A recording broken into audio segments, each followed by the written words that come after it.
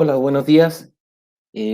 Bueno, primero que todo quiero darles las gracias y agradecer a todas las personas que ya están conectadas y las que se van conectando. Contarles que en esta ocasión veremos el nuevo reglamento de seguridad de las instalaciones de energía eléctrica para los tableros eléctricos. Así que vamos a dejar un botón para que puedan tener la posibilidad de descarga de esta presentación para todas las personas que deseen descargar esta presentación. Contarles que voy a partir mostrando el video de nuestra empresa, de Dartel, para los clientes o personas que no conocen nuestra empresa. Y lo que sí les voy a pedir cuando comencemos este webinar dictado por Legrand, que las preguntas las guarden para el final y puedan poner atención a lo que se va explicando, ¿ya? Para que no exista esto de distracción, que mientras estamos entregando la información, los clientes normalmente suelen hacer preguntas, así que guardemos todo eso para el final y nos dediquemos a escuchar al presentador. Bueno, como les dije, los voy a dejar con el video de nuestra empresa. Dartel Electricidad nace en 1970 gracias a la iniciativa y visión de futuro de su fundador, don Julio Vidal Jiménez, quien abre las puertas de su primera oficina en Avenida Mata 326, que a la fecha es su casa matriz. Con gran empuje y determinación, don Julio junto a su familia logran posicionar a Dartel Electricidad en el mercado chileno. Actualmente, contamos con 15 sucursales físicas a lo largo de todo el país, una sucursal virtual y un gran y moderno centro de distribución capaz de abastecer y almacenar insumos para todas las sucursales de Chile.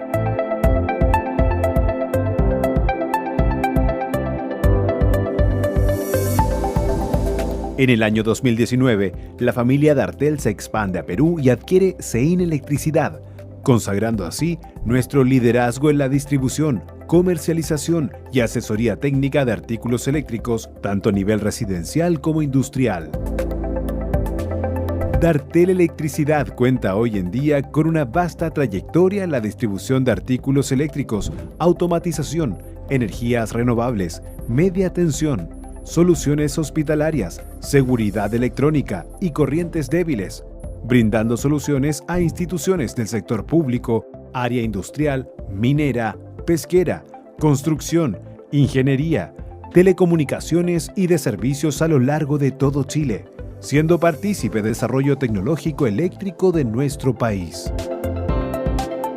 Nuestra gran infraestructura, amplias bodegas en cada uno de nuestros locales, surtido stock de materiales, despacho expedito y eficiente son algunas de las garantías que otorga Dartel Electricidad a sus clientes.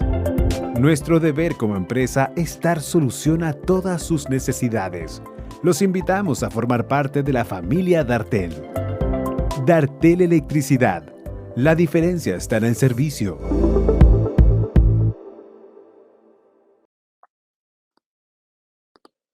Bueno, tal como indicaba el video, nosotros somos una empresa líder en la venta y distribución de materiales eléctricos y la idea de poder realizar estos webinars en conjunto con las marcas es poder brindar una mejor solución a cada uno de nuestros clientes.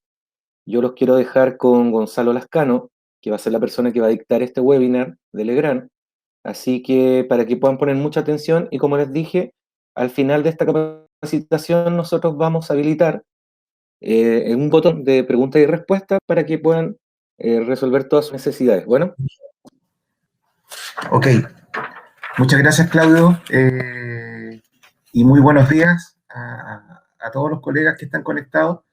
Voy a partir presentándome. Mi nombre es Gonzalo Lascano, pertenezco al equipo comercial de la empresa Legrand Betichino Chile. Soy el responsable de las cuentas corporativas y llevo 18 años trabajando en la compañía. Soy ingeniero eléctrico de profesión, vivo en la quinta región, aunque mi oficina está en Santiago. En tiempos normales estoy todos los días allá en Santiago. Hoy estoy en formato home office conectándome con ustedes. Así que bienvenidos y vayamos al tema que nos convoca. Agradezco a los colegas de Dartel que nos dan este espacio para justamente acercarnos a ustedes y conversar de este tema que hoy está presente en la contingencia del mundo eléctrico, que es este cambio normativo de gran importancia para la labor que nos convoca.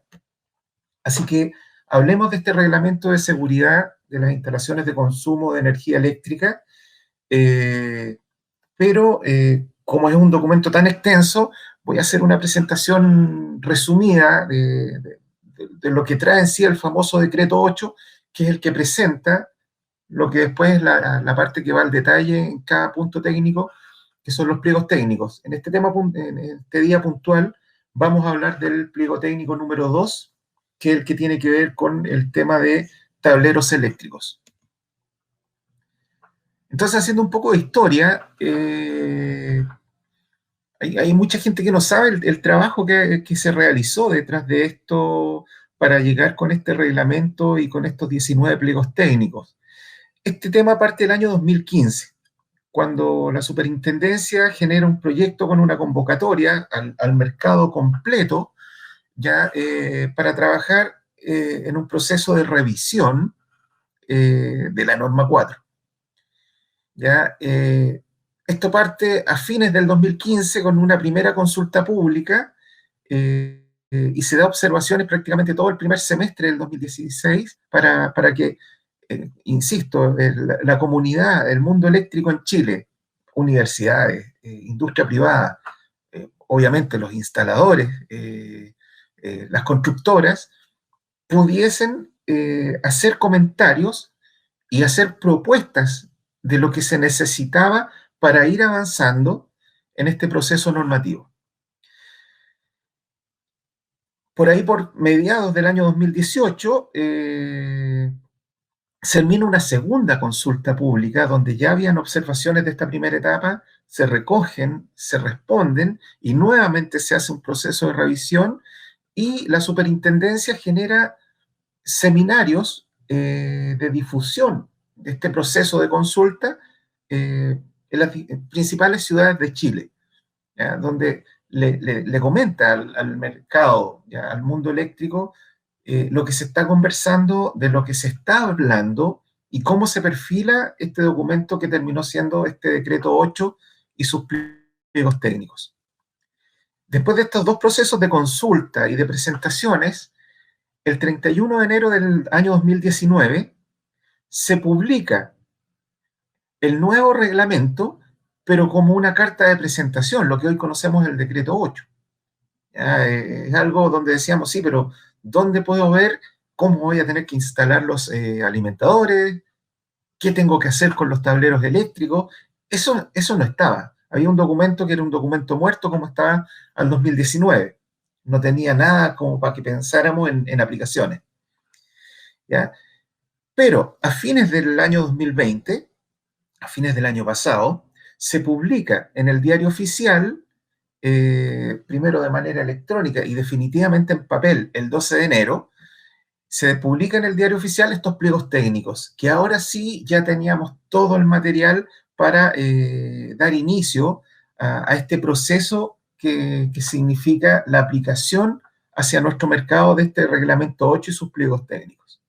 Entonces, si se dan cuenta, es una historia que se tomó de 5 a 6 años, este proceso normativo. ¿Y por qué un cambio? Ya lo que estoy mostrando acá es una gráfica donde se ve cantidades de accidentes eléctricos. ¿Ya? Aquí estamos hablando de accidentes eléctricos que tuvieron algún tipo de consecuencia en daño a las personas desde el año 98 hasta el 2017. Lo que se ve en esta línea, ¿ya? que está en la parte central, el año 2004, es justamente cuando se produjo el cambio de la norma 4. En Chile veníamos con una incidencia de eventos que andaba en promedio entre los 85, 90 accidentes por orígenes eléctricos, con consecuencias graves o de muerte. Y con la aplicación de la norma 4 del año que se publicó en 2003 y empezó a ocuparse ya el 2004, si se dan cuenta hay una tendencia a la baja en este índice de accidentabilidad. Pero seguimos, el año 2017, con 50 accidentes graves con origen eléctrico. Entonces, el 2015 se inicia este proceso como, ok, vamos bien, pero queremos mejorar aún. Entonces, esto se enmarca en un contexto de seguridad de las personas.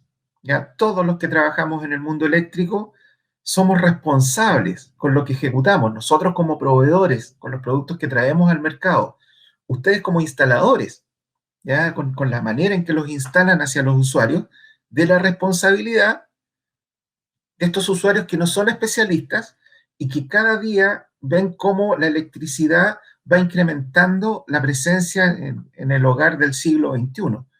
¿Ya? Para los que somos más tatitas, yo ya tengo 49 años, el Chile de los años 70 al Chile que vivimos hoy, eléctricamente hablando, instalaciones eléctricas, ¿qué teníamos en los 70? Un televisor, un refrigerador, alumbrado, que prácticamente era todo incandescente. Podríamos decir que esas eran las principales cargas. Después venían algunos electrodomésticos menores. Hoy día las casas han ido incorporando una cantidad de consumos eléctricos y de interacción de los usuarios que justamente requieren elevar la seguridad de estos usuarios porque la electricidad definitivamente está presente en el hogar y con un lugar preponderante como energía para llevar adelante todo el quehacer de las viviendas comunes, las oficinas, la industria y todo el entorno. Entonces, y sigo, ya no me quiero extender más, pero por ejemplo, acá hay otra explicación de las razones del cambio.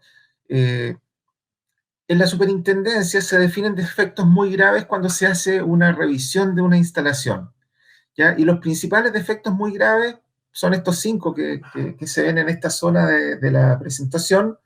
¿Ya? Por ejemplo, un empalme que no cuenta con protección termomagnética. Ya nosotros podemos decir, mejor me saco el pelo si me encuentro con eso, pero sucede.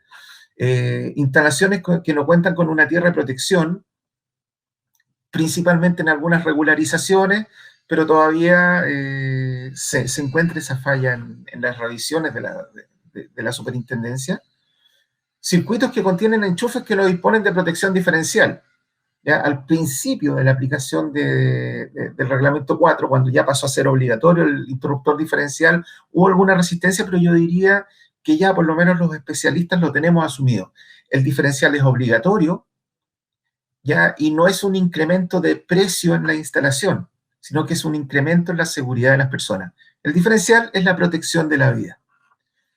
Y un quinto defecto que habla de que los conductores de los circuitos no queden protegidos por la capacidad que da el termomagnético.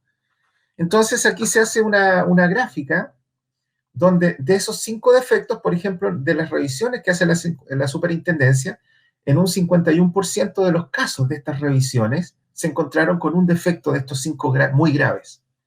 En un 24% con 2 defectos, en un 5% de las revisiones con 3 y en un 1% con 4.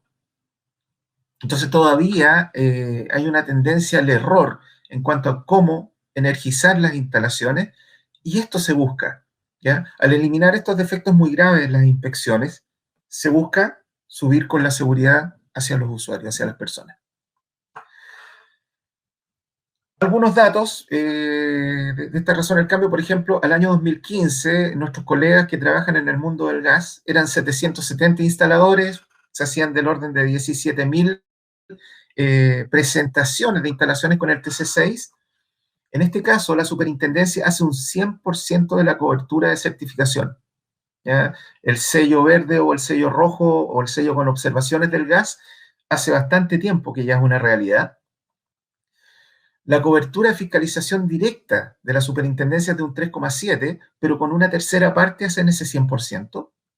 Y el rechazo por defectos, el rechazo por defectos es de un 5%, defectos críticos que llaman en el gas. Las principales causas, fugas, ya un índice de CO2 sobre lo permitido. Veamos qué pasa en el mundo eléctrico. En el mundo eléctrico, nosotros tenemos la barbaridad de inscribir más o menos al año 160.000 instalaciones a través del T1. Somos del orden de 5.500 instaladores. Esto tiene que haber subido bastante porque son datos del 2015. ¿Ya? La cobertura de certificación aquí no aplica, porque la superintendencia hace solamente algunas muestras y en las instalaciones más emblemáticas va a hacer revisiones. ¿Ya? La fiscalización es de un 3%, ¿ya? Para esta muestra aleatoria, pero este es uno de los cambios que está preparando este nuevo reglamento. Pero fíjense acá, este dato es doloroso, ¿ya? Yo me identifico, pertenezco al mundo eléctrico. Tenemos un 38% de rechazo por defectos críticos, por lo que mostraba yo hace 2 slides atrás. Las principales causas: falta del diferencial, ¿ya? Y conductores no protegidos por disyuntores. Esos son lo que más se repite. Entonces, hacia allá va este reglamento 8. ¿Ya? ¿Qué es lo que hace este decreto 8? ¿Ya? De la misma manera como partía la norma 4, ¿ya? Establece exigencias mínimas para considerar en una instalación de consumo de energía eléctrica, pero exigencias mínimas en base al diseño, la construcción y puesta en servicio, y aquí ya empiezan los cambios en la operación, reparación y mantenimiento. ¿Ya? Con el reglamento, con el decreto 8, empezamos a caminar hacia lo que ya tienen implementado nuestros colegas del gas. ¿Ya? Viene un segundo paso de cambio normativo donde se va a entrar con el tema de la certificación de instalaciones. O sea, para que usted pueda presentar su T1 hacia la superintendencia, va a tener que contar con la aprobación de una tercera parte. Ese es un proceso que sigue en camino. Ahora, ¿dónde aplica? Porque también es una pregunta que me han hecho algunos colegas del mundo más industrial, porque dicen, oye, la norma 4 sí nos aplica a nosotros, pero en lo que es oficina, en el campamento, en las mineras, pero netamente la norma 4 es residencial. En el decreto 8 está escrito y dice, para toda instalación de consumo de energía eléctrica hasta el punto de conexión del cliente final con la red de distribución, que es lo que tratamos de graficar en este diagrama. Toda instalación de consumo eléctrica hasta el punto de conexión, hasta el empalme con la red de distribución. Ese es el ámbito de aplicación del decreto 8.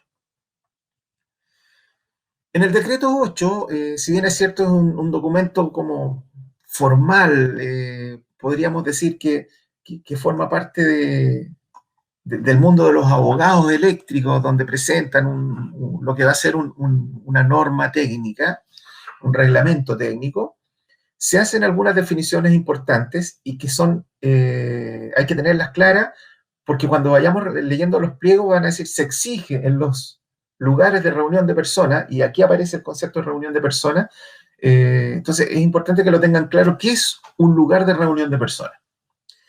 Un lugar de reunión de personas es un recinto o parte de un recinto o un inmueble, como dice en el decreto, cuya capacidad permita la reunión de 100 o más personas. Hablamos de cuya capacidad, ya no está hablando de que haya 100 personas en el recinto.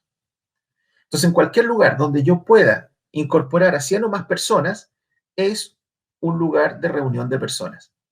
Y para esos lugares de reunión de personas van a empezar a haber exigencias. Pero aparte del aforo, de esta palabra que está tan de moda hoy, que estamos con el modo de la pandemia activado todavía, lamentablemente, además del aforo de 100 o más personas, se define como lugar de reunión de personas todos los recintos asistenciales, los lugares educacionales, todos los recintos destinados a cultos religiosos, recintos de entretenimiento, como son los casinos y billares, recintos de esparcimiento, como casinos de alimentación, restaurantes, pubs y discotecas, recintos para práctica deportiva, recintos de espectáculo, ya sean permanentes o esporádicos, los cines, teatros y museos, recintos destinados a los fines sociales, todo lugar que se destina al comercio, como supermercados, galerías comerciales, tiendas de departamento y centros comerciales, y los terminales de transporte, sea aéreo o terrestre, incluidas las estaciones de metro. Entonces ya todos esos lugares pasan a ser lugar de reunión de personas, ¿ya? Y empiezan a aplicar a todas estas exigencias que se ven en cada pliego técnico.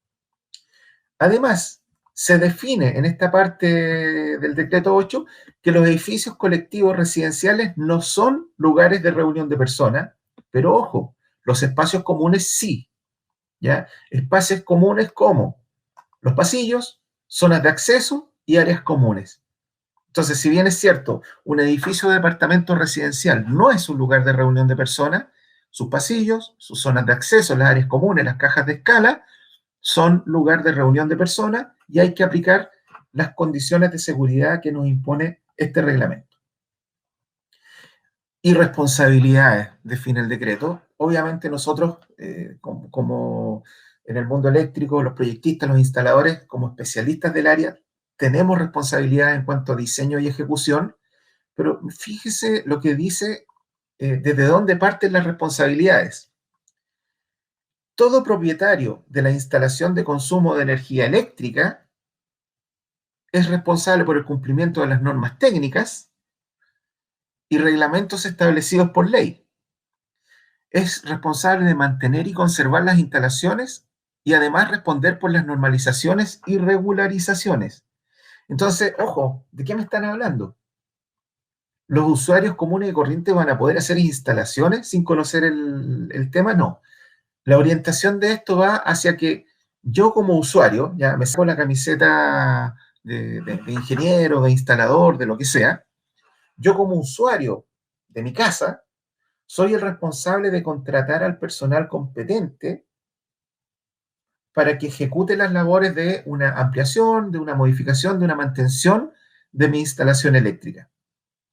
¿Quiénes son los autorizados? ¿Ya? Y eso también está escrito para ejecutar estas instalaciones eléctricas, ¿ya? Y de hecho aquí hacen el link con una norma chilena donde se define esto. Todas las personas con licencia de instalador eléctrico, además de las personas que cuenten con un título profesional determinado por este reglamento que hace las definiciones de competencia. O sea, los ingenieros eléctricos, los técnicos eléctricos y los constructores civiles también pueden optar a una licencia de instalador. Entonces, esas son las personas autorizadas para ejecutar y también para proyectar una instalación eléctrica. Aquí están los 12 pliegos técnicos, ya que se presentan en este decreto 8. Esto se publicó el 5 de marzo del 2021. Y respecto a la vigencia, que es una pregunta que aparece mucho, se habla de que la vigencia de este decreto 8 y sus pliegos técnicos es una vez que transcurran 6 meses desde la publicación en el diario oficial. Entonces, si hacemos ya ese prorrateo a los 6 meses, el día 12 de julio del 2021 es que entran en vigencia los pliegos técnicos y el nuevo decreto 8. Junto a este tema de presentación de la vigencia, de cuándo comienza, se coloca de inmediato un artículo transitorio en el artículo 12 del decreto 8, ¿ya? Donde dice, requisitos de este reglamento y pliegos técnicos serán exigibles para toda instalación declarada a la SEC con posterioridad a la fecha de entrada en vigencia, este día que dijimos que es el 12 de julio, del respectivo pliego técnico. Excepción, toda obra que tenga un permiso de construcción aprobado antes del 12 de julio se puede construir con los requerimientos de la norma 4.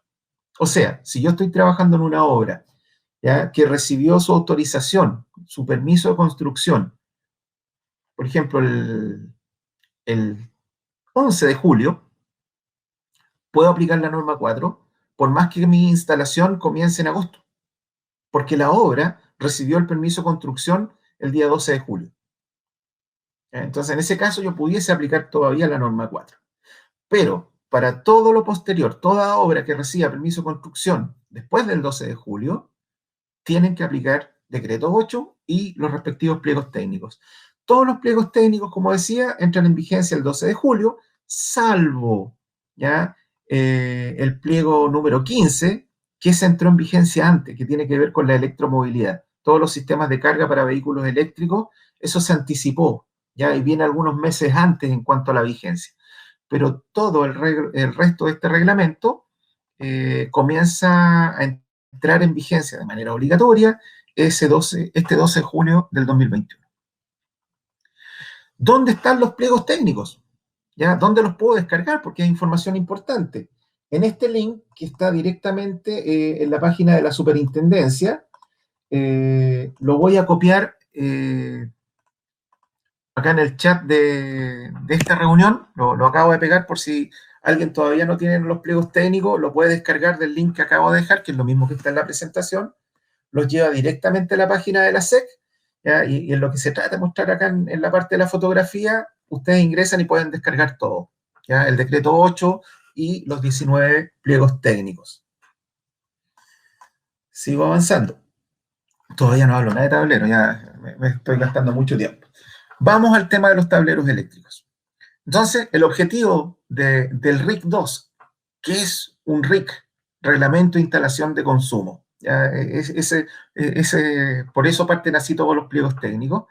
¿Ya? Este RIC 2 de tableros eléctricos define requisitos de seguridad que tienen que cumplir todos los tableros eléctricos que se usan en instalaciones de Chile. Alcance y campo de aplicación, como decía, todos los tableros para instalaciones de consumo de energía eléctrica. Y ojo, el gran marco de esto, es baja tensión.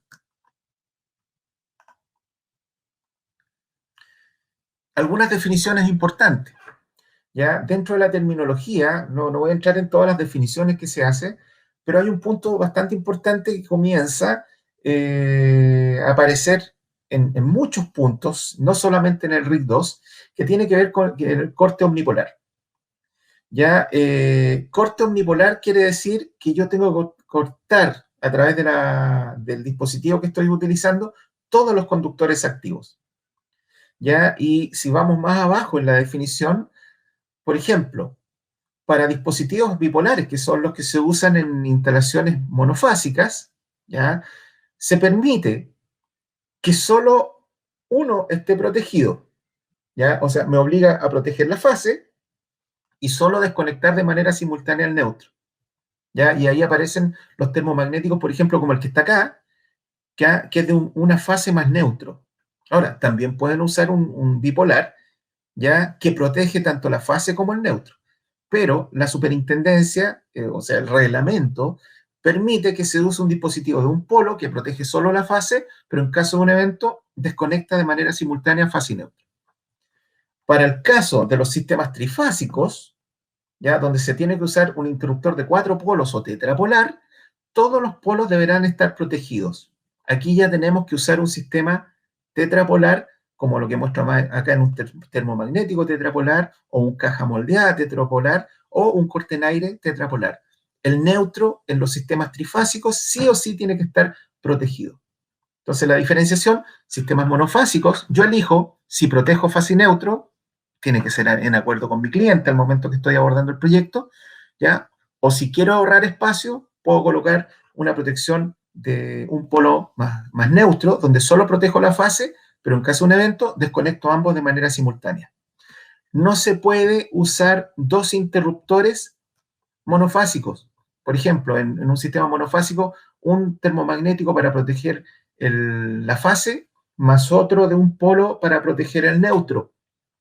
¿Por qué? Porque no estoy cumpliendo esta parte que dice desconexión simultánea del conductor neutro y de la fase. ¿Ya? Entonces, en ese sentido, esa es una pregunta que nos han hecho y no está permitido. Terminología. Bueno, esto lo conocemos bastante bien. Se formaliza los distintos tipos de tableros. Por ejemplo, acá está la definición de acuerdo a la función. Tableros generales, generales auxiliares, de distribución, de paso, tableros de comando, centros de control, tableros móviles, los CCM, centro de control de motores, tablero de transferencia, tableros de autogeneración. Después, si nos vamos a la parte de acuerdo a la carga controlada, aparecen los tableros de alumbrado, fuerza, clima, control, computación, y aparece el comodín, para los que les gusta jugar a los naipes, a las cartas. Tableros de usos especiales. Ahí ingresan una serie de tableros que han ido apareciendo en el mercado, en las instalaciones, como son los tableros domóticos, los tableros para aplicaciones fotovoltaicas, tableros de automatización, sistemas médicos, los tableros de rayos X, que son un proyecto especial dentro de un centro médico, los centros de distribución de carga y los tableros para autogeneración. Entonces, vámonos ya a los conceptos generales. ¿Qué es lo que me piden ya con este tema de este nuevo reglamento de tableros? Primero, todos los tableros, sin excepción, deberán llevar estampada en forma visible, legible y indeleble, lo que muestro justamente acá en esta lámina. Primero, esta chapa, ¿ya? Que es lo que habitualmente pegamos en la parte exterior del tablero, donde tiene que decir el nombre del fabricante. ¿Ya? En este caso estoy pensando en un tablero que haya sido integrado por Legrand. El nombre del tablero. ¿Ya? Este es un tablero general auxiliar de alumbrado y fuerza. ¿Ya? El nombre tiene que ir. Si es servicio normal o algún servicio especial. ¿Ya? Por ejemplo, tablero de energía de respaldo. ¿Ya? O un tablero de servicio normal tomado en empalme, ya sea de 380 o 220 volts. Las tensiones de servicio. ¿Ya? Este es un tablero de 230 a 380 volts. Esto puede entrar en conflicto con uno de los temas que no me acuerdo si aparece en este mismo pliego, que dice que los tableros deberán tener solamente un nivel de tensiones. No está permitido tener en un tablero múltiples tensiones, pero se entiende acá que los 230 y 380 se originan por si estoy usando sistema monofásico o trifásico, pero en un sistema que es por defecto de 380 volts. La corriente nominal del tablero, en este caso puntual de 800 amperes, ¿ya? Quien lo desarrolló, quien lo integró, por ejemplo, el año de la instalación tiene que ir ahora en la chapa, en lo que coloquemos fuera, y tenemos que avisar el grado IP de este tablero. Y esta última línea, que es una línea opcional, yo la puse, aunque estoy redundando algo, el tipo de ambiente. Esto es opcional. Si ustedes tienen ambiente salino, ambiente ácido, ambiente húmedo, lo tienen que indicar acá. Ya no es necesario que agreguen esta línea si es un ambiente normal. ¿Ya? Pero lo que abunda no sobra, entonces lo dejé acá puesto para el ejemplo. Además, todos los tableros deberán tener adherida la siguiente información: cuadro indicador y rotulado para identificar los circuitos, lo que habitualmente nosotros colocamos en el diagrama de carga. Un diagrama unilineal actualizado de tamaño legible, ¿ya? Y con protección permanente para mantener esta información en el tiempo. ¿Ya? Entonces, esto tiene que ir en el portaplano y estar actualizado. Por otro lado, se exige que todas las protecciones y aparatos de maniobra tienen que estar rotulados indicando cuál es el número del circuito, justamente que converse con lo que vamos a entregar en los cuadros de carga. ¿Ya? Y en ese sentido, bueno, aquí hago el comentario, toda nuestra serie de protecciones modulares y caja moldeada traen un espacio para colocar un dígito de marcación. No es necesario que ustedes coloquen algo adhesivo, sino que ustedes lo pueden imprimir. De hecho, esta aplicación que es gratuita, la pueden descargar desde legrand.cl, que es el Lab LX, ¿ya? Donde ustedes pueden generar estas etiquetas, sean monofásicas, para sistemas de 2 polos, 3 polos, 4 polos, y las van pegando directamente en el portaetiqueta, ya con un documento que lo pueden imprimir en la impresora de la oficina de la casa, directamente de papel, hacen los cortes y queda modular al tamaño del portadígitos que vienen los equipos. Sigamos con estas especificaciones constructivas, ¿ya? Y aquí ya entramos en tierra derecha. Todos los tableros tendrán que contar con una cubierta cubre equipos y una puerta exterior. ¿Ya? Esa cubierta cubre equipo puede ser móvil o fija. La puerta exterior será totalmente cerrada y su fijación se hará mediante bisagra en disposición vertical u horizontal. Se permite colocar luces piloto sobre esta puerta exterior para indicación de tablero energizado y los equipos de medida u otros elementos de maniobra o control. Pero ojo, nos dice que tenemos que mantener el grado IP del sistema. Me tengo que preocupar que si mi tablero es IP44, ¿ya? De colocar dispositivos que me permitan mantener ese IP o que sean de IP más alto para no castigar el IP del tablero. Por otro lado, me dice que en el punto 4 del 6.1 que todas las protecciones tendrán que ser accesibles abriendo la puerta exterior. ¿Ya? O sea, yo no puedo tener un tablero sin puerta, para lo cual se deberá contar dispositivos que permitan el cierre cuando corresponda, y excepción a este requerimiento de tener que abrir la puerta para llegar a los dispositivos y hacer alguna maniobra, son los tableros que cuenten con un seccionador bajo carga, pero que tenga un accionamiento que se puede hacer desde afuera de la caja. O sea, si yo quiero desenergizar sin abrir la puerta, tengo que colocar este tipo de dispositivos seccionadores. ¿Ya? Están hablando de seccionador bajo carga, esto no es una protección. Este es un dispositivo que solo abre, que está diseñado, abre y cierra, está diseñado para hacer corte en carga. ¿Ya? En este caso estoy mostrando la serie V-Stop de Legrand, está disponible en versiones de 3 y 4 polos, y que me permite hacer justamente eso, colocar el dispositivo adentro, pero a través del vástago tener el comando para desenergizar el tablero en la puerta del armario. Y aquí aparece un concepto que es bastante fuerte, y yo diría es uno de los cambios fuertes que vienen en este reglamento, ya que es lo que en Legrand hablamos de la coordinación total. Tanto la envolvente como la tapa de un tablero tiene que ser capaz de resistir los esfuerzos mecánicos, eléctricos y térmicos para los que fueron diseñados. ¿Para qué diseñamos un tablero eléctrico? Para colocar las protecciones, pero al colocar protecciones y conectarme a una instalación, conectar cargas a mi tablero, yo tengo un nivel de cortocircuito. Entonces ahí entra el concepto de coordinación total. Cuando yo como instalador recibo un proyecto eléctrico, un diagrama unilineal, en la etapa de diseño yo digo, ok, yo tengo un cortocircuito en esta instalación de 16 kiloamperes. Entonces tengo que colocar protecciones termomagnéticas de un cortocircuito mínimo 16 o tal vez superior.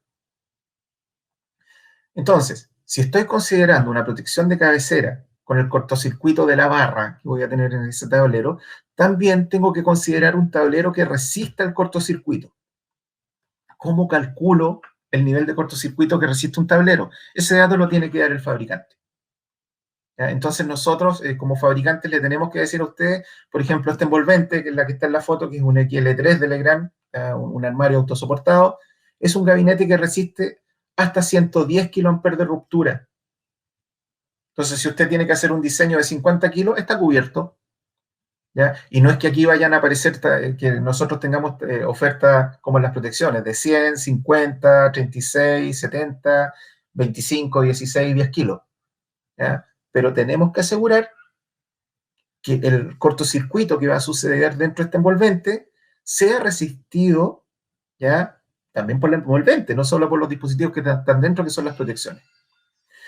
Y por otro lado, otra especificación importante que está hilvanada con este concepto, todos los elementos internos que soportan equipos eléctricos también deberán estar en condiciones de resistir los esfuerzos electrodinámicos. ¿A qué me refiero? ¿Dónde llega el primer efecto de un cortocircuito después de la protección? El juego de barra. El juego de barra tiene que estar diseñado para resistir el cortocircuito dentro del tablero. Entonces, por eso hablamos del concepto de coordinación total. Ya aquí le robo el concepto a un colega dentro de la empresa. Un gabinete que no tenga la especificación de cortocircuito pasa a ser como un camión sin freno. A lo mejor tengo todo bien funcionando, pero si no funcionan los frenos, no sé dónde voy a terminar en caso de tener un evento eléctrico. Entonces, en ese sentido, coordinación total es lo que se incorpora acá. El gabinete tiene que resistir el cortocircuito de diseño, ¿ya? Y los elementos interiores también. Dentro de las definiciones, en este reglamento se habla de cajas, gabinetes y armarios. De modo rápido, la caja es un tablero de baja capacidad, dimensiones reducidas, el tablero residencial. Los gabinetes pasan a ser los tableros sobrepuestos que habitualmente colocamos con un grado medio de carga. Aquí aparecen, por ejemplo, las cajas tipo Atlantic, las cajas marinas, ¿ya? Son tableros que los puedo sobreponer o también los puedo embutir, ¿ya? Pero habitualmente van instalados en muros o sobre estructuras autosoportantes. Y los armarios, cuando estamos hablando de un tablero que va a ser autosoportado y donde tengo una gran concentración de dispositivos. ¿Ya? Entonces esto es nomenclatura de cuando nos hablan de una caja, un gabinete, un armario, ahí hacen el punto de cómo se define.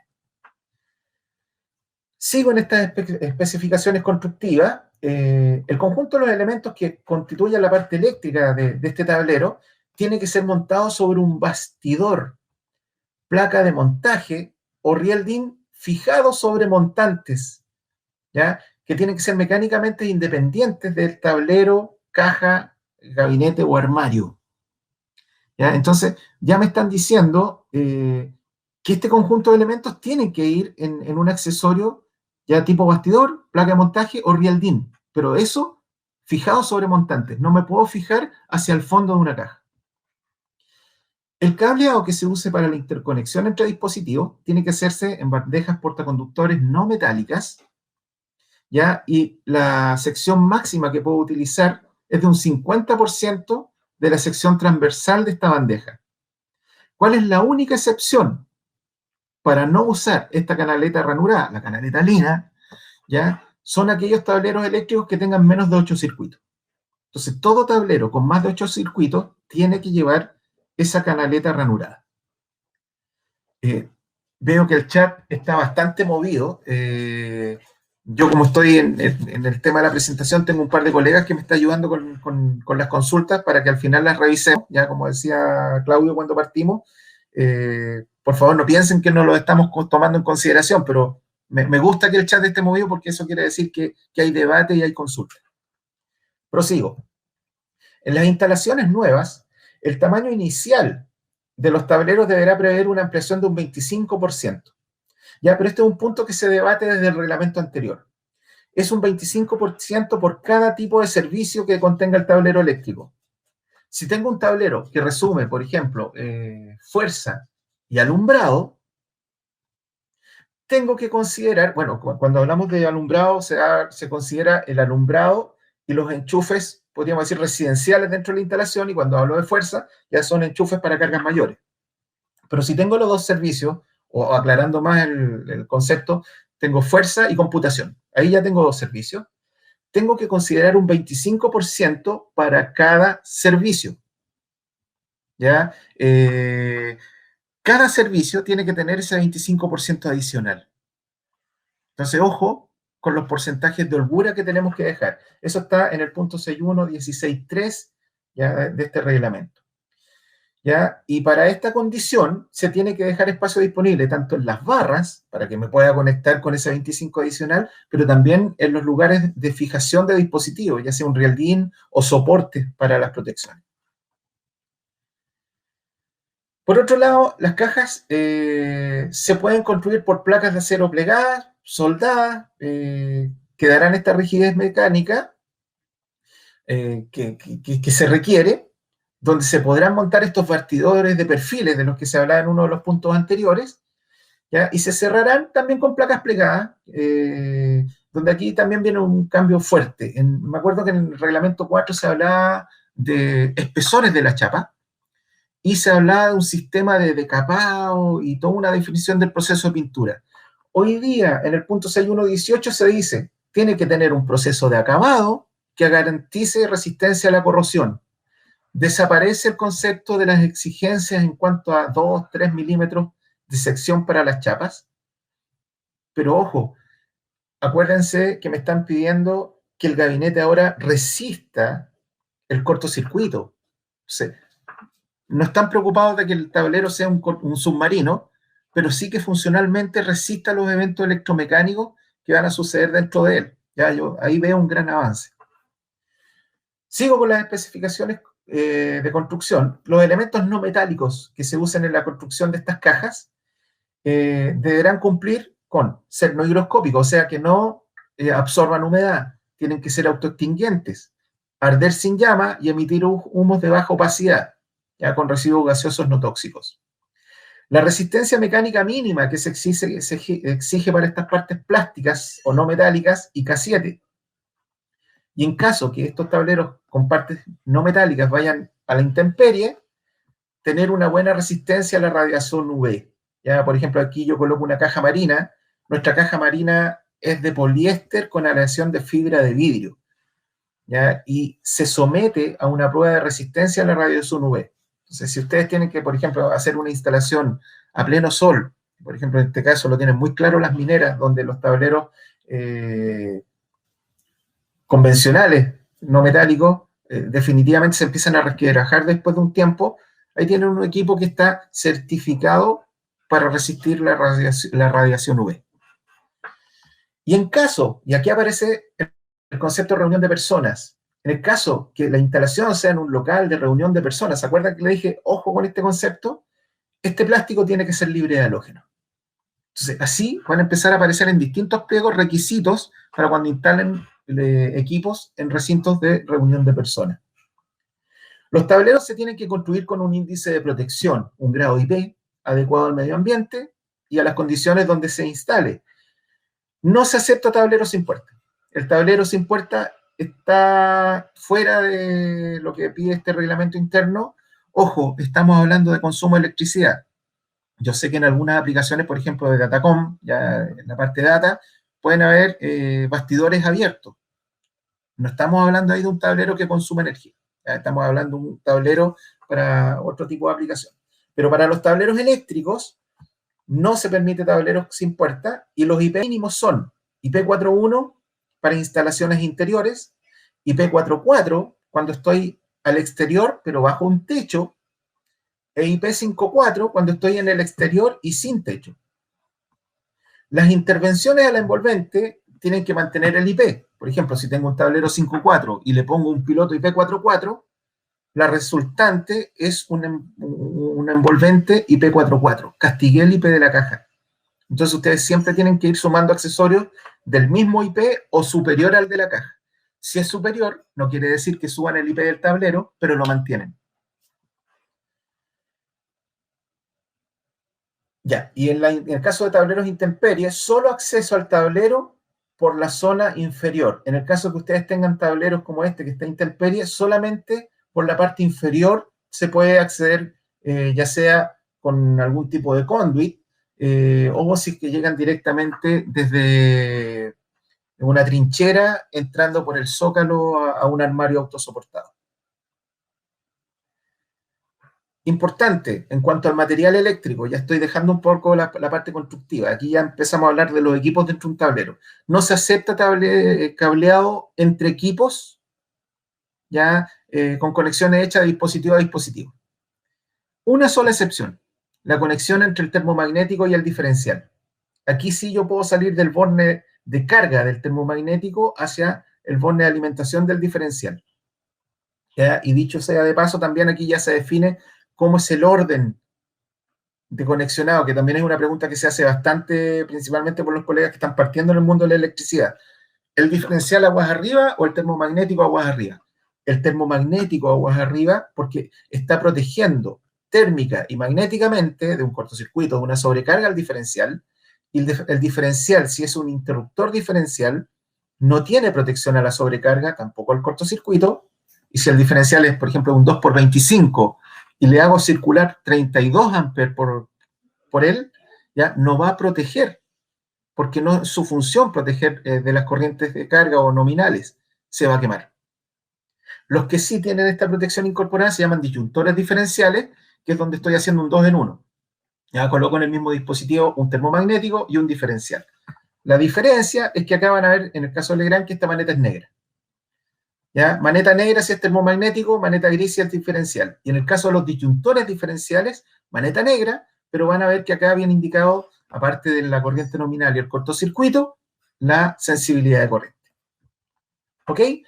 Entonces, el diferencial con el termomagnético, la única excepción donde pueden hacer conexión entre equipos, más de un diferencial por termomagnético, ahí ya tengo que usar alguna barra o un sistema de conexión prefabricada, una regleta en el tablero para salir a los distintos diferenciales, ¿ya? Y en el caso de si usan sistemas de conexión prefabricada, que este era un gran tema con algunos inspectores técnicos que lo rechazaban, hoy está escrito en el punto 624 que la conexión prefabricada, más conocida como peine, ¿ya? Se puede utilizar, pero usando el 100% de los accesorios de fábrica.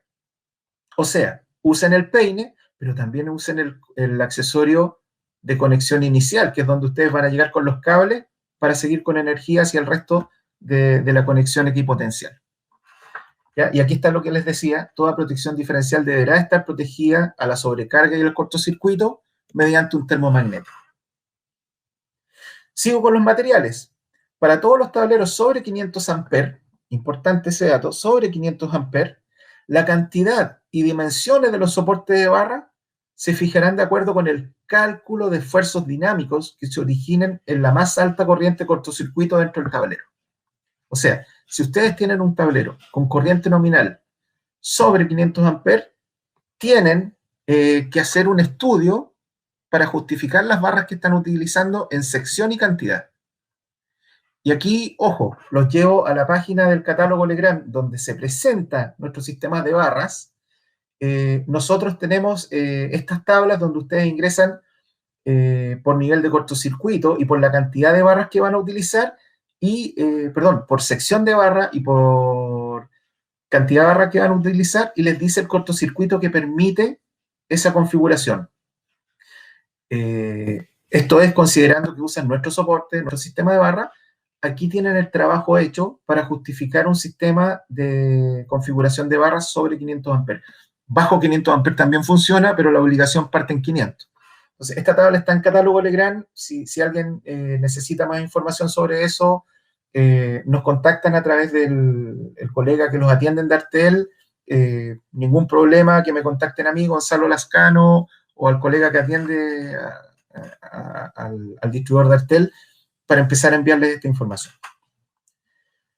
Todo el cableado interno, ya me voy al punto 12 del 6.2, que corresponde a la alimentación de consumos externos, o sea, las cargas, se debe hacer llegar a regletas de conexión, bornes, de modo tal que los conductores provenientes de estos consumos se conecten a estas regletas o bornes, ¿ya? Y no directamente a los terminales de la protección.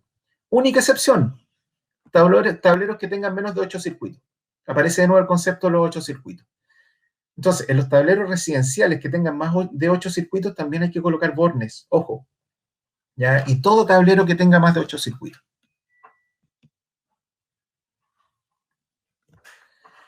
En el caso de los tableros que tengan capacidad sobre los 100 amperes, hay que colocar el instrumento de medida que me indique tensión y corriente sobre cada fase. Aquí ya también hay un cambio, en la norma 4 se hablaba desde los 200, ahora desde 100 amperes hay que colocar el equipo de medida. Todos los tableros deberán llevar indicación visual con luces piloto para indicar presencia de tensión. Ya tienen que estar conectados directamente a la entrada del alimentador o subalimentador sobre cada fase, ¿ya? Y esto también rige para los tableros que contengan alimentación de emergencia. O sea, si tengo un tablero de distribución que es energía principal, energía de respaldo, tengo que poner 6 pilotos. 3 para la energía normal, 3 para la energía auxiliar. Excepción, tableros domiciliarios, ojo, tableros domiciliarios hasta 3 circuitos. Si el tablero no es para uso domiciliario, ¿ya? Y tiene 2 circuitos, igual tengo que poner piloto. Atención. Los dispositivos de control, indicadores visuales o luces piloto, los instrumentos de medida u otros que estén montados en un tablero y que necesiten energía eléctrica para su funcionamiento, se tienen que alimentar desde circuitos independientes, cuya protección podrá ser como máximo de 10 amperes y de capacidad de ruptura adecuada. O sea, hoy tengo que hacer un circuito para los pilotos en cuanto a alimentación y otro independiente para el equipo de medida. Ya habían algunos que usaban un solo sistema y con protecciones independientes. El orden del conexionado.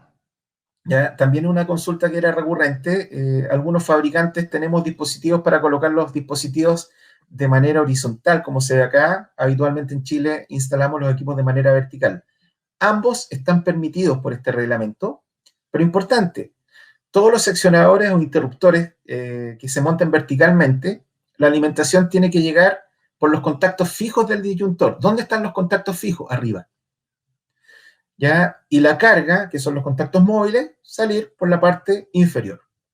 Si es que no pudiesen cumplir eso, ya porque les quedaron los alimentadores cortos o por cómo están llegando, cómo está instalado el sistema, tienen que señalizar con un acrílico de fondo rojo y letra blanca que la conexión es inversa. ¿Ya? Y eso es normado. O sea, si lo tengo que conectar al revés, me dan la excepción, pero tengo que hacer una señalización con fondo rojo. ¿Ya? Y justamente ¿por qué? Porque cuando vengamos los de mantención, si nos metemos a este tablero, yo sé que si el dispositivo está desconectado, hay energía acá arriba y acá no hay energía. Si no me señalizan, me puedo electrocutar por el hecho que me voy a encontrar con la energía acá abajo. Entonces, con esa chapa roja y letra blanca, indicar que es de conexión inversa. Y en el caso que estos dispositivos estén montados horizontalmente, la conexión se tiene que hacer directamente sobre las barras. Ya tienen que usar algún sistema que les permita conectarse directamente a la barra con los interruptores, nosotros lo tenemos, ¿ya? Y las manetas se tienen que instalar de manera tal, ¿ya? ¿En qué sentido? Que se acerquen a las barras al energizar y que se alejen de las barras, pensando que las barras están en esta orilla, o sea, habría que moverse de izquierda a derecha para desenergizar al momento de cortar la energía. Si las barras estuvieran al otro lado, hay que hacer la conexión inversa, ¿ya? Pero esos son los dos tipos de montaje, horizontal o vertical. Sigo. En todos los tableros generales, y aquí empezamos ya a hablar de los distintos tipos de tableros, se deberá colocar, para el caso de los tableros generales, se tiene que colocar un tablero general en toda instalación en que exista más de un tablero de distribución. O sea, si tengo un tablero de distribución, pudiese tener solo ese tablero de distribución, no un tablero general. Pero si tengo más de un tablero de distribución, tengo que poner un tablero general. También se tendrá que colocar un tablero general en las instalaciones que, existiendo un único tablero de distribución, ya este esté separado más de 30 metros del equipo de medida del empalme. Entonces, si tengo uno solo, pero me alejo más de 30 metros del equipo de medida, tengo que poner un tablero general.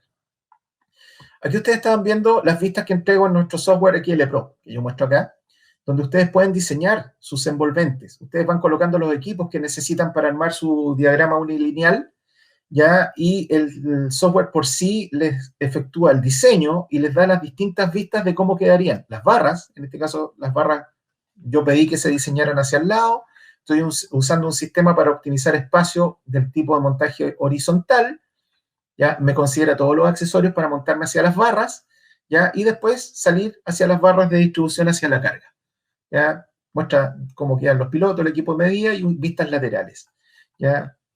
Y si se fijan, existen acá unas franjas de color verde que me está indicando la temperatura, ¿ya? No me dan los ojos para mirar, pero si está bajo los 40 amperes, queda en verde, quiere decir que está dentro de los valores nominales que se pueden tener dentro de un tablero. Si se pinta de rojo, les está pidiendo que coloquen equipos de disipación térmica, ya sea un ventilador, celosía, algún equipo de clima dentro del tablero, para que puedan bajar la temperatura. Pero en este tablero, con el diseño que hice, tengo la temperatura adecuada, tanto en la parte superior, ustedes saben que el calor sube, ¿ya? Y en la parte central del gabinete. O sea, térmicamente ese diseño está bien hecho. Ahora, en todo tablero general del cual dependa más de un alimentador, se tendrá que tener un interruptor o disyuntor general que corte todos los conductores activos. Aquí entró el concepto del corte omnipolar, incluyendo el neutro, y que permita operar sobre toda la instalación en forma simultánea. Entonces, tableros generales con más de un alimentador, la protección de cabecera, la protección general, tiene que ser omnipolar.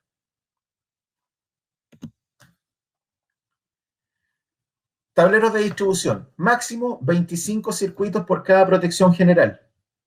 Ya, como les decía, si tengo un tablero de fuerza o un tablero de clima y un tablero de alumbrado, tengo que tener 25 circuitos máximos, tanto para fuerza, y 25 circuitos máximos para computación. Protección de cabecera omnipolar para estos tableros de distribución, excepción en los tableros residenciales de hasta 3 circuitos. O sea, tableros residenciales de 4 circuitos o más tienen que colocar una protección de cabecera omnipolar. En el residencial, donde yo diría el 99% de las casas son monofásicas, tienen que colocar un termomagnético de 2 polos o uno de un polo más neutro, ¿ya? La gracia del polo más neutro es que ahorran espacio. El tablero de distribución alimentando circuitos de distintos servicios, fuerza, alumbrado, clima, debe usar protecciones generales de corte omnipolar por cada servicio, ¿ya? Algo que ya les decía, si tengo 2 servicios, la protección de cabecera de cada servicio tiene que ser de corte omnipolar, ¿ya? Y también existe la excepción para servicios con menos de 4 circuitos. Y aquí hay un requerimiento en el punto 664 que tiene que ver con la seguridad en recintos que aglomeran a gran cantidad de usuarios. ¿Ya? Veamos la definición. En los tableros de distribución de aeropuertos, hoteles de más de 300 habitaciones, locales de espectáculo para más de 1.000 espectadores, centros comerciales con más de 2.000 metros cuadrados, edificios de oficina de gran altura, instalaciones con ambiente explosivo, se tiene que implementar una de las siguientes medidas contra incendio. Aquí estamos protegiendo contra incendio estos recintos. Y tienen que elegir una de estas dos alternativas. Primero, colocar un disyuntor general de corte omnipolar para estos sistemas, en estos tableros de distribución, y además, en la cabecera, un protector diferencial general de 300 mA. ¿Ya? Me han dicho mucho, oye, 300 mA no protege de la electrocución de una persona. Estamos colocando un diferencial para evitar incendios. En la cabecera de 300 mA.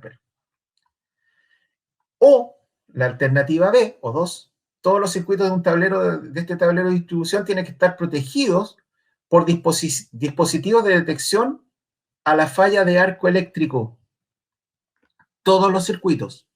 Entonces ustedes definen si están haciendo una de estas instalaciones tipo, ya en los recintos que aquí se define, coloco la protección general de 4 polos, más un diferencial de 300 mili, o a todos los circuitos le coloco un dispositivo de detección de arco. ¿Ya?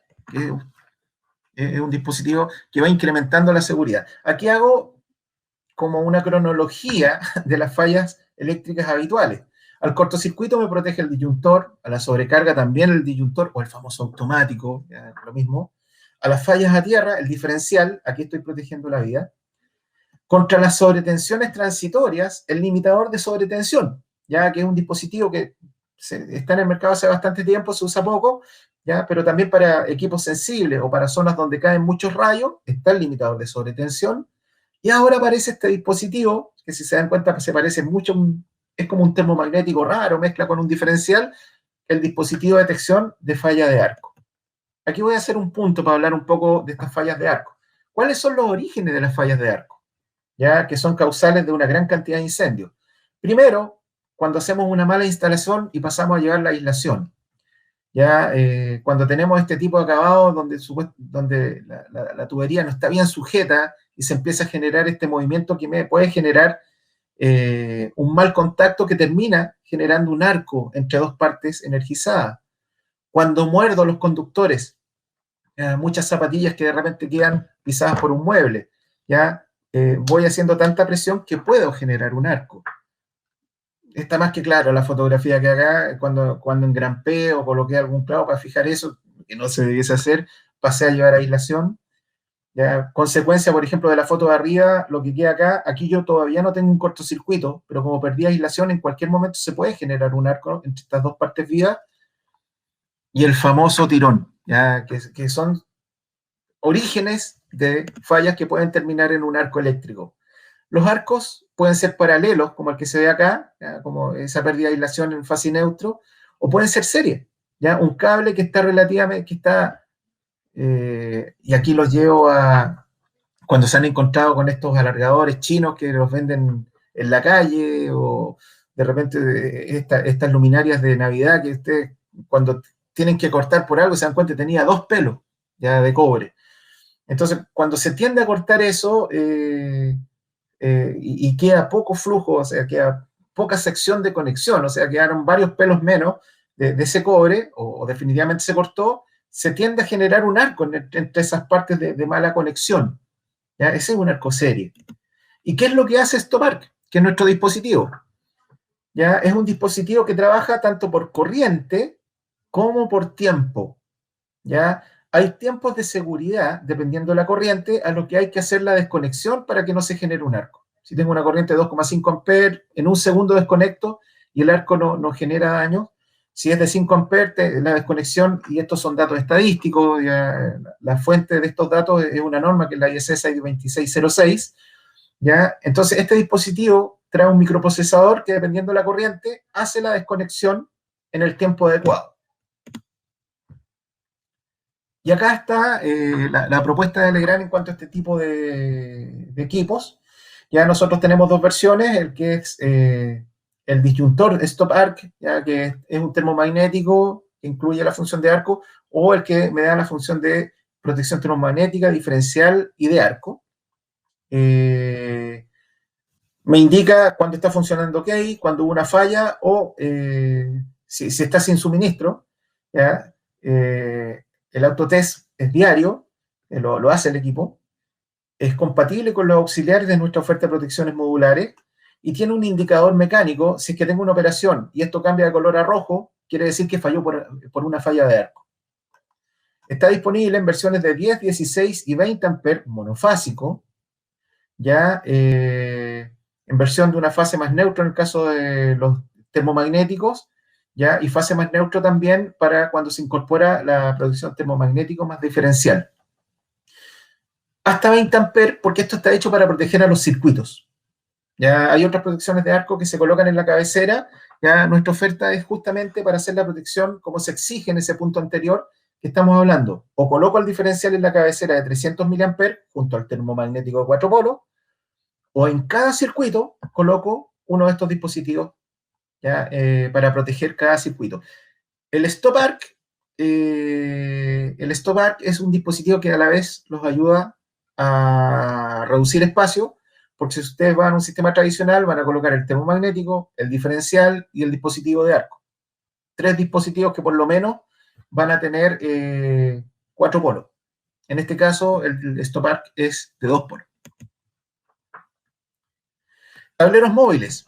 Ya en el caso de los tableros móviles o el famoso tablero faena, todos los tableros móviles deben contar con señalética de operación, un pulsador exterior con enclavamiento para desconectar este tablero en caso de una emergencia. Se tiene que alimentar con cordones flexibles de 3 o 5 conductores para el sistema sea monofásico o trifásico, y que tiene este conductor, este cordón, tiene que quedar afianzado mecánicamente dentro del tablero. No se permite que el tablero entre y en caso de un tirón, el tirón llegue directo a la barra.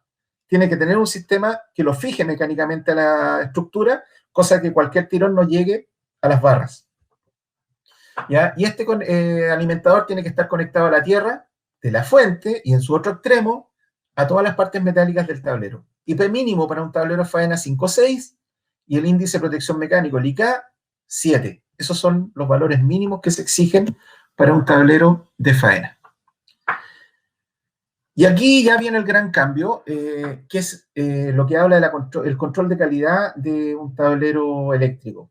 Todo tablero eléctrico sobre 100 amperes se tiene que someter a un proceso de verificación. Primero, en ese rango, sobre los 100 amperes y hasta 1500, la norma me exige un checklist que está definido en este reglamento, en el RIC 2. ¿Ya? Donde tengo que hacer revisión de los requisitos generales, muchos son visuales, yo tengo que ir mirando si cumple, ¿ya? Pero eso después lo tengo que formalizar y entregar con el tablero, ¿ya? Como un test de entrega, una revisión, un cuestionario. Requisitos para control de la parte térmica, pruebas dieléctricas, verificación de aislamiento, desempeño mecánico y la eficacia del área potencia de este tablero. ¿Ya? Vamos a ver que hay un detalle que está definido en la norma. Y para tableros con protección general sobre los 1500 amperes, ¿ya? Ahí hay que hacer una revisión de acuerdo a una norma que es la IEC 614-39, es una norma internacional que viene del lado europeo, que nos define a nosotros como fabricantes exigencias para entregar una solución envolvente, pero también entrega un checklist que tiene que hacer el integrador. ¿Ya? Ese checklist lo puede hacer el mismo integrador con los equipos adecuados, ¿ya? O se puede someter a alguna... En el caso nuestro, por ejemplo, nosotros tenemos un laboratorio donde se puede hacer un checklist de acuerdo a la 614-39, pero no quiere decir que nosotros seamos certificadores, ¿eh? Los estamos ayudando porque hay que tener equipos para poder realizar ese checklist. De manera resumida, no quiero entrar en gran detalle porque esto está disponible en la norma. Estos tableros entre 100 y 1500 amperes se revisan de acuerdo a este anexo 2.3, que está en este pliego del que estamos hablando, ¿ya? Donde aquí, por ejemplo, voy a decir solamente los primeros, la conformidad según a plano, tengo que revisar visualmente que lo que está en el plano cumpla con lo que está en el tablero. Ojo, nosotros somos responsables de lo que instalamos, y lo que presentamos ante la superintendencia, así que si después hay un evento eléctrico y se dan cuenta que lo que decía en el diagrama y lo que está en el tablero no aplica, Hay dos responsables que van a ser investigados, el dueño de la instalación y el instalador. Entonces, este chequeo tiene que ser a conciencia. ¿Ya? Y así otras verificaciones que se van haciendo. Después, la exigencia para los tableros sobre 1500 amperes. Aquí, los fabricantes, para entregar una solución que sea IS 61439, tenemos que proceder, entregar una solución a una tercera parte, que es un laboratorio externo. No es que Legrand certifique soluciones Legrand. En el caso nuestro usamos un laboratorio europeo que se llama LOVAC, ya con presencia en toda Europa, y hace las pruebas de acuerdo a esta norma y nos dice si cumplimos o no. ¿Ya? Y por ejemplo, cuando yo les decía, mi envolvente XL3 4000 permite 110 kA de ruptura en su interior sin tener defectos de que se suelten las placas, se salten las barras, es porque un laboratorio externo ¿ya? Nos certificó la solución en base a eso. Entonces, hay 13 pruebas que tenemos que hacer como fabricantes para poder decir, esta es mi solución, ¿ya? Y aquí está el detalle. Nosotros entregamos esta información en un curso que llamamos las envolventes TAN, los sistemas TAN, tablero a norma, donde presentamos estos certificados, nuestra solución en base a XL3 para aplicar con la IS 61439. Pero el integrador también se tiene que someter a pruebas, ¿ya? También se tiene que someter a pruebas. ¿Y por qué someterse a pruebas? ¿Por qué se requiere un estándar para montaje si yo estoy usando protecciones y equipos de medida que cumplen con su norma? Las protecciones con la 609-47, el diferencial con la IS 610-08, estoy comprando un equipo de medida que cumple con la 620-53, todo IS. ¿Por qué me meten otra norma IS? Porque esto además yo lo coloco en tableros que cumplen con sus propias normas. Para conectar todo esto a la energía uso barras y cables que tienen sus propias normas, pero que todo cumpla su norma no quiere decir que la integración cumple con un estándar. ¿Ya? Y yo aquí siempre hago la analogía con los mecánicos. A lo mejor yo tengo mi cacharrito, me compré mi auto de marca y digo, lo quiero mantener con un buen mecánico, ya sea el taller de marca o uno que yo sé que trabaja muy bien, y le compro los repuestos de marca y se lo entrego. Pero si de repente quiero ahorrar, a lo mejor me voy a un taller que no me da la seguridad o me dijeron que este mecánico trabajaba bien, le compro los mejores mecánicos, pero nadie me asegura que la mano de obra va a ser la mejor. Lo mismo pasa con la integración de un tablero. Ustedes pueden comprar las mejores marcas, pero si la mano de obra no fue la adecuada, el tablero puede resultar de cualquier manera. Y ahí aparece la 61439, donde unifica las normas de producto, genera un estándar, un protocolo, ¿ya? Para que el tablero en su conjunto, no solamente la caja, cuando digo el conjunto, que es un tablero más barras, más protecciones, funcione bien. ¿Ya? Y para que esto funcione, se tiene que cumplir todos estos hitos, tanto por el lado del fabricante como también por el lado de la integración. ¿Qué es un tablero norma? ¿Qué es un tablero 61439? Son diseños que cumplen con los máximos requisitos de los reglamentos de seguridad, por ejemplo, el caso local, el decreto 8, la 61439, son fabricaciones estandarizadas, ya con productos y sistemas. En el caso nuestro, son productos Legrand Beticino, ya ustedes se van a encontrar que si a lo mejor van a Perú, van a ver que el mismo tablero está bajo la marca Beticino, son temas de branding. Se generan estos ensayos individuales para poder entregar esta solución certificada. Y definitivamente con una opción de asistencia en marcha, de puesta en marcha, perdón. Muy rápido, ahí están las 13 pruebas tipo que se hacen para estas verificaciones, las 11 pruebas de rutina que se exigen para el tablerista. Aquí me voy a apurar un poco porque no quiero entrar en grandes detalles para dejar espacio para las preguntas. Aquí se muestran los certificados, en el caso, por ejemplo, que trabajen con una solución nuestra que se entregan para cada tipo, para las 13 pruebas que nos entregamos nosotros como fabricante. Y aquí están los tests que hay que hacer a la integración de un tablerista local. El grado de IP, que es una prueba visual, distancias de aislación y líneas de fuga, protección contra descargas eléctricas y la integridad del circuito de protección, instalación de dispositivos y componentes de maniobra con los accesorios de fábrica, los circuitos y conexiones eléctricas internas también es una prueba visual, cableado al conjunto, las marcaciones, los terminales o uso de sistemas de borne, funcionamiento mecánico, y aquí hay dos pruebas eléctricas que son un poco más complejas, que requieren tener equipo, que son las propiedades dieléctricas a 50 ciclos y la tensión soportada a impulsos, ¿ya? Los equipos para hacer estas pruebas eléctricas los tenemos acá en nuestro laboratorio, que lo estoy mostrando acá, para poder someter este equipo y entregar el checklist que ustedes van a tener que empezar a entregar para estas configuraciones sobre 1500 amperes. Entonces, con eso ya estoy terminando esta presentación. Es mucha información, me van a disculpar. No parece, fue un monólogo, pero este es uno de los pliegos técnicos que trae más cambios, que empieza a integrar más información. Pero ahora me gustaría, si podemos ir presentando alguna de estas consultas, ya para ir poder comentándolas. Insisto, creo que no lo dije al principio, es un gran cambio y aquí son apreciaciones. Todo el mundo eléctrico estamos leyendo estas normativas, estamos leyendo las exigencias. Yo como profesional puedo tener una interpretación, a lo mejor alguno de ustedes puede tener una interpretación diferente. La verdad, aquí la tiene la superintendencia. Yo no, suena como que defendiese a la superintendencia, pero al final son ellos quienes definen y quienes me van a validar un tipo de solución o no. Entonces, me gustaría, si los colegas me pueden ir comentando algunas de las preguntas que quedaron para poder atenderlas.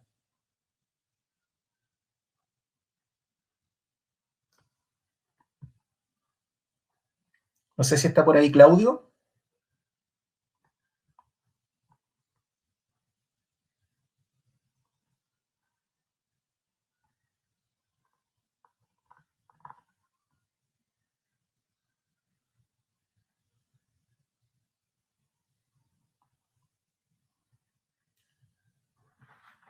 Yo por lo menos no estoy escuchando a los colegas. No sé si ¿Me me... escucha ahora?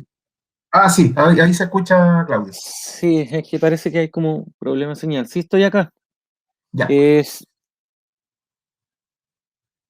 No sé si Salvador está en este momento. Ah, sí, acá está. Sí. Para que vayamos viendo, como dices tú, las preguntas.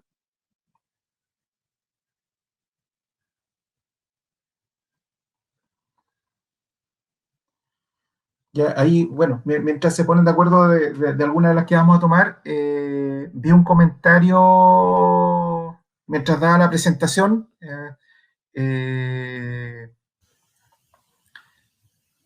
donde se hablaba de que la superintendencia ya está rechazando algunas instalaciones. Insisto, apreciación personal. Ya yo no trabajo con la superintendencia, les voy a dar una apreciación personal. Esto tiene que partir en las fechas que yo les decía, o sea, en julio es la fecha de entrada en vigencia. Lo que sí está sucediendo, que algunos usuarios están diciendo, oye, no, esto parte en julio, mi instalación la estoy haciendo ahora, pero desde ahora quiero entrar con este nuevo requerimiento. No están cumpliendo con no están corriendo en ningún delito, en el sentido de que aquí estoy yendo sobre el estándar actual. Si coloco una protección de 4 polos, estoy yendo a una protección sobre lo que me exigía la norma 4. ¿Ya? Entonces, en ese sentido, es un tema de apreciación, pero me parece raro que la superintendencia pueda estar rechazando algo. ¿Ya? Distinto a lo que pueda pasar con un hito, porque el usuario final ya está pidiendo este reglamento. ¿Ya? Pero es como extraño. Y aquí tengo una primera pregunta de Tatiana Cataldo. Dice, ¿los tableros domiciliarios sobre 4 circuitos deben llevar luces pilotos? No me acuerdo de memoria en la presentación. Déjame buscarlo acá. Se mencionaba ese tema. No me acuerdo si son 4 o 5. Ya, pero... A ver, aquí está el requerimiento del uso de pilotos. Tableros de distribución. Ya. Dice que la excepción son tableros domiciliarios de hasta 3 circuitos. O sea, cualquier tablero domiciliario que tenga 4 circuitos o más, sí tiene que incorporar pilotos. ¿Ya? Este es un tema importante porque estamos claros que en los tableros domiciliarios no se puede hacer lo que yo mostraba de colocar un piloto a 22 milímetros en la puerta. Son demasiado bajas las distancias entre etapa y equipo. Entonces, lo más probable es que haya que colocar un piloto a rialdín. Entonces, la superintendencia ahí tendría que permitir que los pilotos estén dentro o que nos obliguen a usar tapas con visor. ¿Ya? Pero sí, o sea, hoy como está escrito, de 4 circuitos hacia arriba, hay que usar los pilotos. Ahí podríamos pasar a otra pregunta. ¿Los circuitos para señalización, si deben tener diferencial? No. Ya ahí lo que hay que hacer es protección, ya sea con fusible o un termomagnético de hasta 10 amperes, para proteger cada uno de esos circuitos que van a ser piloto, el equipo de medida correspondiente. Pero ahí no hay que usar diferencial en ese circuito. Miren, don Ricardo Lagos, solamente protección con fusible o termomagnético.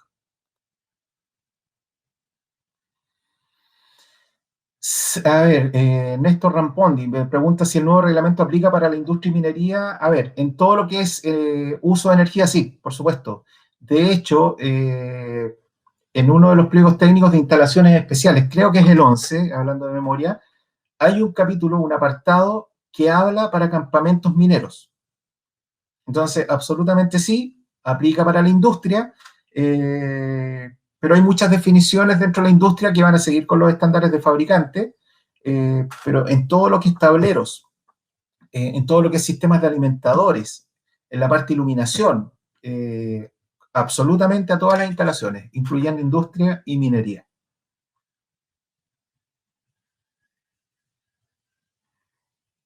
Ya, aquí me preguntan si el omnipolar solo se aplica para tableros residenciales. No, el omnipolar aparece en un sinnúmero de menciones. Ya, el omnipolar está presente en todos los tableros generales, ya con más de un circuito.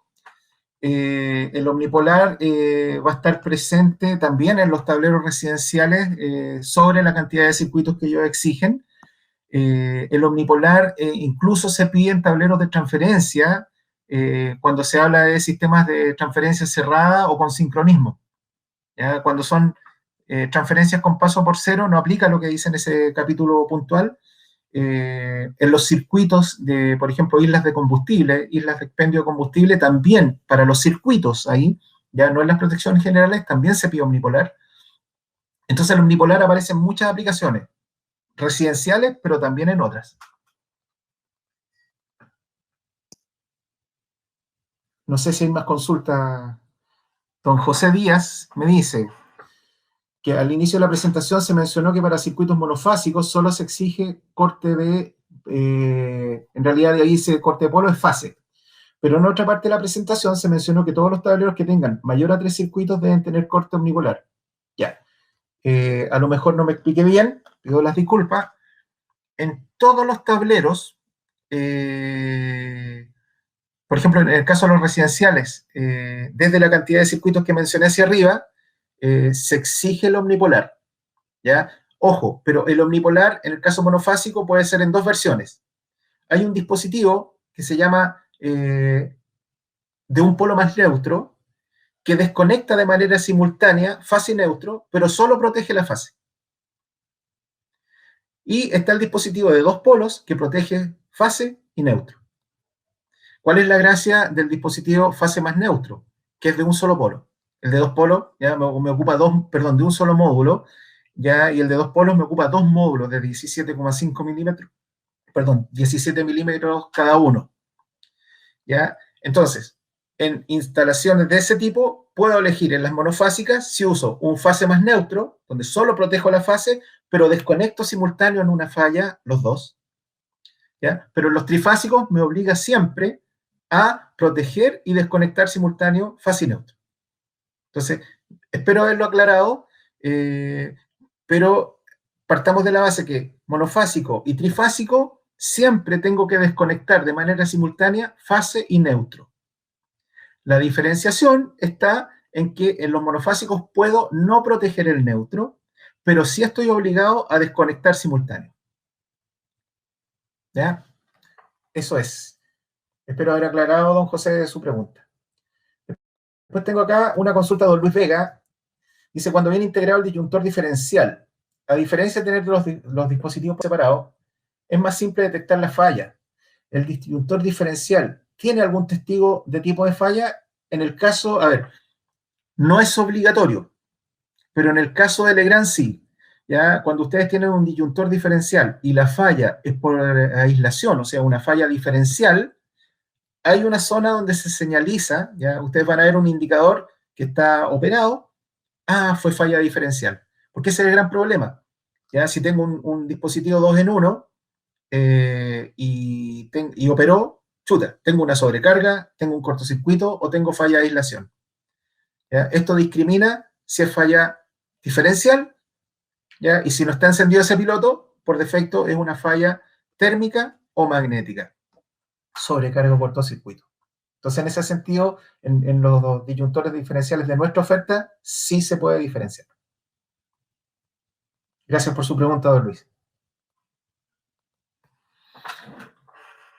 Y aquí tengo otro comentario de don Carlos Torres. Dice el dispositivo Stop Arc si reemplaza a los otros elementos. Podríamos decir que sí, porque el Stop Arc en nuestra versión puede estar como termomagnético más dispositivo de arco. O sea, tengo el dispositivo de protección termomagnética para el circuito. ¿Ya? Y para ser muy claro, no necesito colocar un termomagnético más el Stop Arc. ¿Ya? Con el Stop Arc estoy protegiendo sobrecarga y cortocircuito y falla de arco, y si uso el que me da termomagnético más diferencial más arco, estoy cumpliendo las tres funciones en un solo dispositivo. Lo reemplaza, pero quiero ser sumamente redundante y que quede claro que reemplaza la protección termomagnética y o diferencial, dependiendo del que elijo, más la de arco, para el circuito puntual. No reemplaza el que está aguas arriba, ya como protección de cabecera. Esa es la diferenciación que quiero hacer.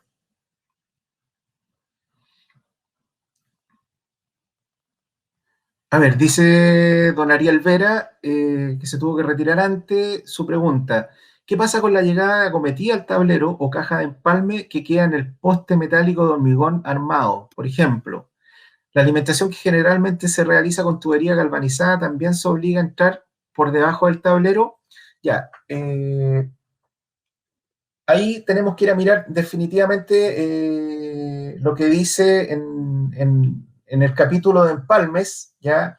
Y de hecho tenemos que salir del reglamento 8 porque la aplicación de este reglamento es justamente ya hasta el equipo de medida. ¿Ya? Entonces, ahí nos tenemos que ir justamente a la hoja de norma que habla de los tableros para empalmes. Nosotros habitualmente empezamos desde la primera protección con este sistema, con este reglamento, las exigencias del RIC 2. Estamos hablando del primer tablero desde la distribución. ¿Ya? En el caso de cómo nos conectamos a la caja de empalme, tendría que revisarlo. Don Ariel, si nos deja sus datos, me comprometo a hacer la averiguación. No me queda claro si me obliga a entrar por debajo. Creo que no. Creo que se puede entrar de las dos maneras, pero no me atrevo tampoco a decirle sí y no. Me queda la duda. Prefiero revisarlo. Voy a anotar su nombre y le pido a los colegas que me den sus datos para enviarle una respuesta más responsable.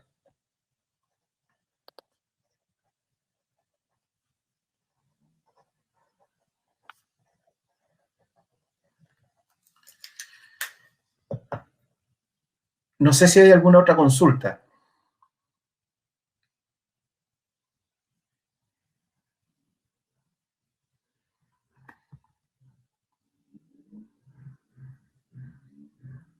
¿Ya? No me han cargado otra, pero Tatiana Cataldo, por acá en el chat, preguntaba a qué me refiero con tres circuitos.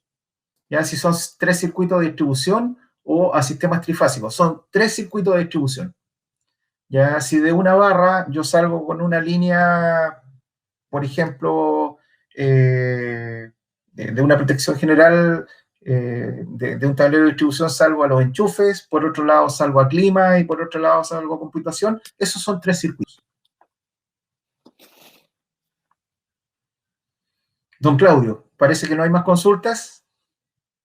Sí, mira, con respecto a una pregunta que había ahí, si es que la persona que decía que había llegado atrasada y no había podido ver, les cuento que nosotros, cada una de estas capacitaciones o webinar, nosotros lo estamos subiendo normalmente a nuestras redes sociales y a nuestro canal de YouTube.